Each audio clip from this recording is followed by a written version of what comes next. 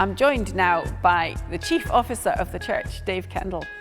Dave, thanks so much for taking time out of your busy schedule to join me today. And thanks for inviting me along to have a chat about the nominations process. It's good to be here. It's great to have you. So you've worked for the Church of Scotland in the organisation at least for the last couple of years now. Have you found during this time a difference between working with staff and then working with all the various volunteers? There is quite a big difference in many ways with that. The staff team really values so much the input they get from the people who get nominated onto the various committees. And the skill set and the diversity of the inputs is a really, really helpful way of us, if you like, developing the programmes of work and actually getting good oversight of things like audit committee and safeguarding and others that we'll talk about in a minute, I'm sure. That's great. So you would definitely encourage people to be involved in the nominations process and take the plunge to put themselves forward? I would absolutely encourage it. And one of the real reasons I would say, as I go around the various churches talking to people, they say, I feel a bit detached, how can I get more involved? Well, wow, this is the best way in which to get involved. Sure. Join a committee, bring your skill set to the fore and really help us to develop the forward plans for the church. That's really good. So we know that there's lots of committees. You work closely with me on the nominations, and then there's other staff members work with other areas.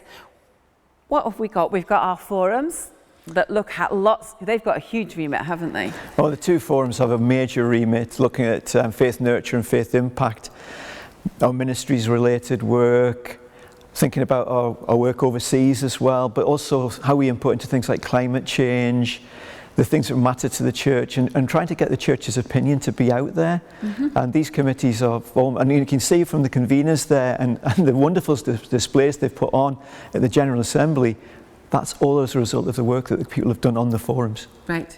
That's really encouraging as well. So if you were going to speak directly to someone who's thinking, oh, should I, shouldn't I? What would you say? I would say don't be shy about this. Either get nominated or please try and put yourself forward with somebody supporting you. When we talk to people who do engage in it, actually they learn so much as well about how the church operates. It is a bit of a complicated structure. We're trying to make it as simple as we possibly can though. Mm-hmm. And the more we get the right inputs from people and the different skill sets, the better it'll be.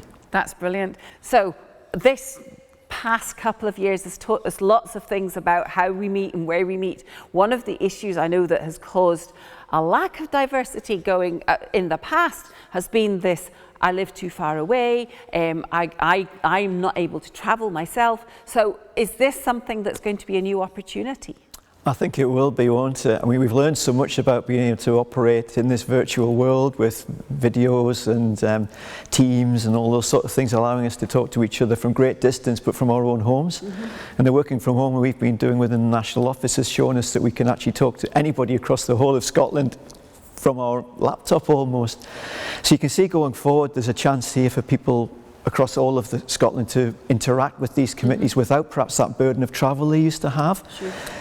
We wouldn't say absolutely every meeting will be held that way because it's nice sometimes just to get together, but most of our meetings I think will be able to run that way. The other thing I would say as well is we've now, I think, are much more receptive to the fact that perhaps younger people, etc., would find it difficult to do meetings through the day. So quite a few of the meetings where younger people are coming, actually we're doing them as a mix of evening meetings as well to allow them to interact and still do their daily work. Right. So we're doing the stuff on our side to try and make it more accessible for everyone, and so we're hoping then that will lead to a greater diversity of applicants and nominees this year.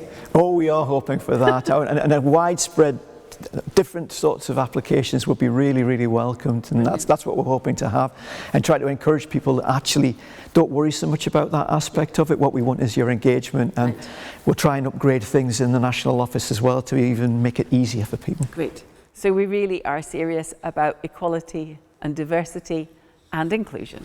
We are absolutely serious about all three of those things. Dave, thanks so much for your time. I know your schedule is really busy and you jump in between meetings.